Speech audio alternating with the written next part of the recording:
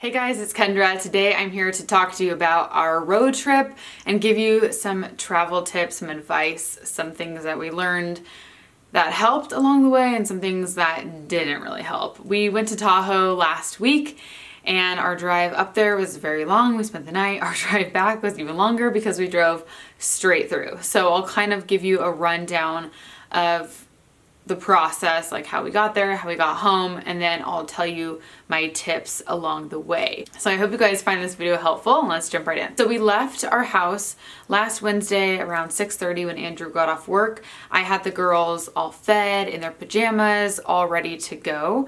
So we had everything all packed in the car, and I had their bottles ready in their little cup holders in their car seats. I will link our car seats down below because I got a lot of you guys asking if we like them, what are they, and yes, we love them, so I'll have those down below for you.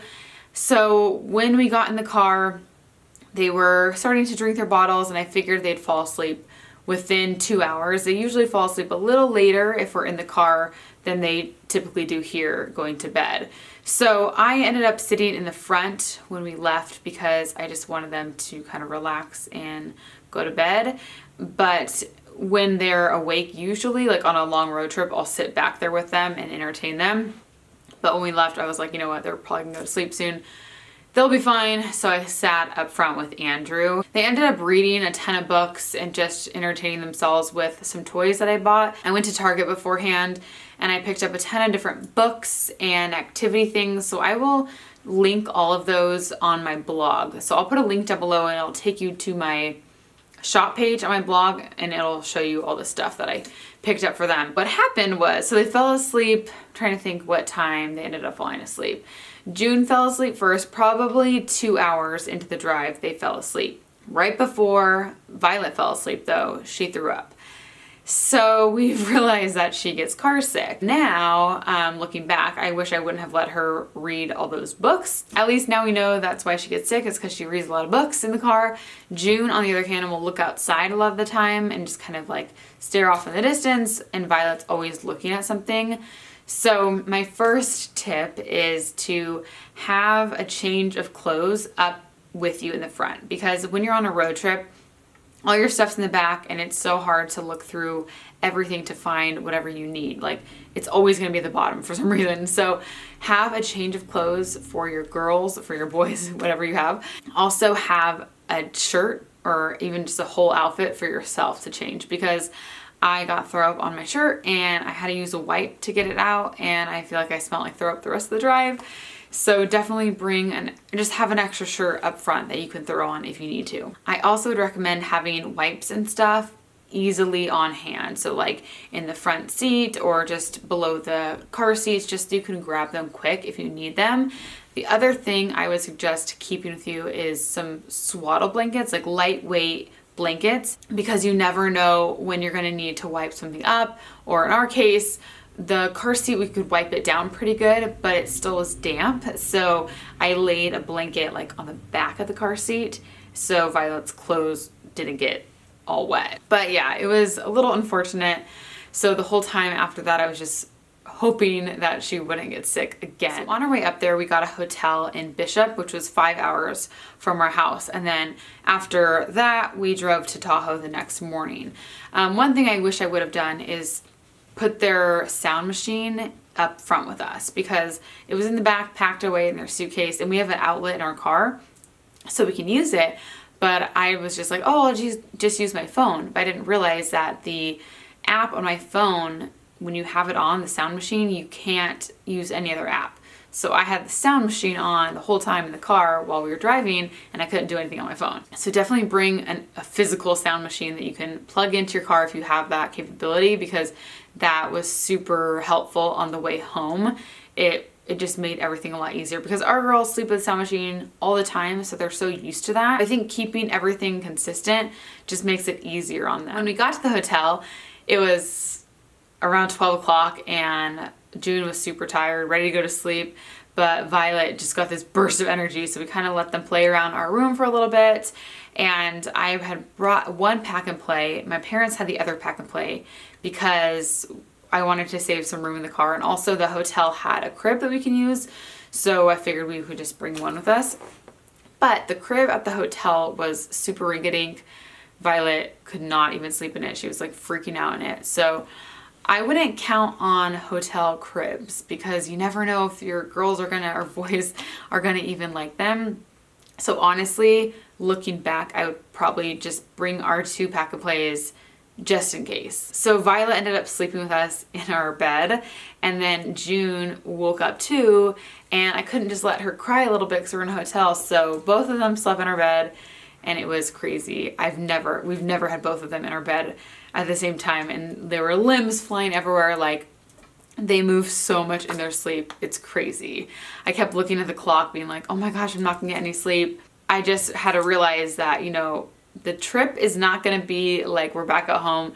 Things are gonna go not as planned, and I just have to go with the flow. So that is another tip, is to just go with the flow and just realize that everything is not gonna be perfect, and it's okay. You know, your kids are out of their element and it's just gonna be different for them. Drink an extra cup of coffee, get yourself a little dessert or something just to kind of get you through those rough times, but just know that you'll get through it. It'll be okay. So when we left the hotel, we left pretty early, around 7:30 the next morning, and we drove up to visit Andrew's grandparents because they lived near Reno. So we figured it'd be a perfect little pit stop and also super close to Tahoe. And then once we left Andrew's grandparents' house, they fell asleep like 5 minutes later, but they only slept for about an hour, if that even. They didn't sleep very much at all. They just kind of looked out the window, which was fine. Like, they just kind of saw all the trees and the water, and I ended up still staying up in the front seat with Andrew because they were pretty good. I think I might have gone back there for a little bit just to play with them, but for the most part, they did really, really good on the drive up. The drive back was a whole other story. So we ended up driving all the way through. On the way home, we left around 10:30, and it was a long drive. It was supposed to take 9 hours. It ended up taking us 11 hours because we made a lot of stops. But that is my next tip, is to make a lot of stops. And even though it's gonna increase your travel time, I think it made their lives and our lives a lot better, because who wants to stay cooped up in a car for all day long? Like, I felt so bad for them. Usually when Andrew and I are driving places, we only stop if we have to go to the bathroom or get gas, but it's just different with them. And I think before we tried to be the same and, you know, only stop when we absolutely had to, but now we're kind of realizing that stopping just to take a little break, let them get out, is pretty beneficial to them. Even though it is a longer drive, it's just better that way and it makes it easier. My next tip is to also stop when you eat. I had been feeding the girls whenever we were going places. I would just feed them in the car, but now we stop to eat, and it's so much better. I feel like they eat more that way. It's better for them to just be up and eating rather than in their car seats, because Violet threw up twice when we were doing this. I was giving her snacks and she puked it all up. So it's like, 1, she gets car sick, 2, giving her snacks doesn't help that situation. I told Andrew on our drive back, we gotta stop when we're eating. When we first left Tahoe coming home, they fell asleep pretty quick. They slept for like an hour.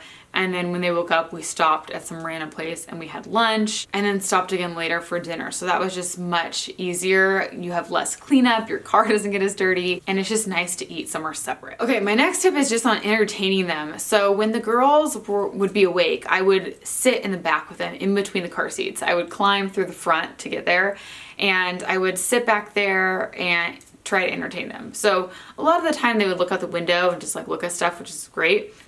Or we would play Disney music and they would sing, and we would just kind of talk to each other a lot and play.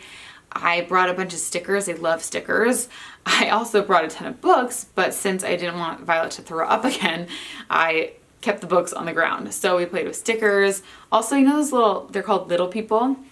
I got this little Cinderella one, and they played with those little figurines. I feel like little types of toys like that are good in the car. If I had to play something on my phone, I would like slump down in my seat and hold my iPhone above my head and play some show for a little bit to get them to relax a little bit more, and that would usually help. Another thing we would do to make sure that Violet wouldn't get car sick is to like shout things outside. We'd be like, look, Tangled outside, or Moana's on the mountain, and so it would force her to look outside. Or I'd be like, look, it's Santa Claus up there, just so she could look outside and not be you know, getting dizzy or anything in the car. Okay, my next tip is on sleep and trying to get your kids to sleep in the car. So what's worked for us is I kind of sit in the back with them and get them prepped to go to sleep. I'll start saying, okay, we're gonna take a nap. It's night time, and I'll give them their blanket. I'll give them their little teddy bear, their binkies, and just kind of pretend that I'm going to bed, and that usually helps. We'll play Disney music, and then I'll kind of switch it to like classical music, and then I'll plug in our sound machine and I'll play something. Usually I do white noise at home, but I was doing the ocean because it's really loud. So I did the ocean, and we just kind of stopped talking and we're just quiet, and usually they'll fall asleep. Also take a little blanket and kind of put it under their neck so they're more comfy. And then once they go to sleep, I'll hop back up in the front so that if they wake up, they don't see me there and they'll fall back asleep. Every now and then they'd wake up and kind of be restless, and we would just either just kind of be quiet and they'd fall back asleep, or I'll just go back there and like rub their arm and say shh, and they'll slowly go back to bed too. Sometimes if they weren't falling asleep, like if we wanted them to take a little nap, I would just kind of lean on them and put my arm around them, and that would help calm them down. But usually I could tell when they were starting to get tired, so we just kind of transition into like nap time in the car and just be quiet for a little bit. Another thing that I would do is to keep their shoes with you, because whenever we would get out of the car, I would, you know, we'd say it'd be like 20 minutes till our next little stop. So I'd put their shoes on so they're all ready to go. We could go outside and they could run around, we can get food or whatever we were gonna do, and then come back inside and I'd take their shoes off. But just having everything near you and ready, I think, helps a lot, and just keeping just like the necessities down below. I didn't really have to change their diaper that often. Like I think I only changed it once or twice, and that was nice. We just stopped at a park one time and that's where I changed them. I brought a blanket, just laid it on the grass, and it was quick and easy. But they were pretty good. Like I don't know, I think you get nervous, you psych yourself out and just think, oh my gosh, how are we gonna get through this?